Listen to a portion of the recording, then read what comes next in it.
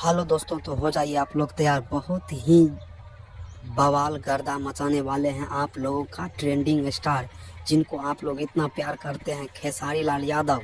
आप लोगों के लिए लेके आ गए हैं टीजर, जिनका नाम है डांस। डांस मूवी का एक टीजर रिलीज हो चुका है और बहुत ही जल्द आप लोगों को देखने के लिए मिलेगा टेलर। और उसमें बहुत ही बड़ा एक्टिंग किया है Khesari Lal Yadav. New look, new style, क्या एक्टिंग है भाई, उनका देखने लायक एक्टिंग है। तो आप लोग टीजर को देखिए।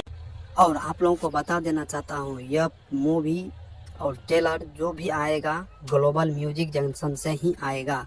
तो आप लोग ज़रूर अपना प्यार आशीर्वाद दीजिएगा, जिस तरह खेसारी लाल यादव को पहले दिए हैं। और साथ ही साथ आप लोगों को बता देना चाहता हूँ, सारे गामा हम भोजपुरी से खेसारी लाल यादव आपका ट्रेंडिंग स्टार का गाना रिलीज हो गया है। जानकी की बारात गाना की बोल है, जाइए और सुनिए और हम कमेंट करके बताइए कि गाना आप लोगों को कैसा लगा।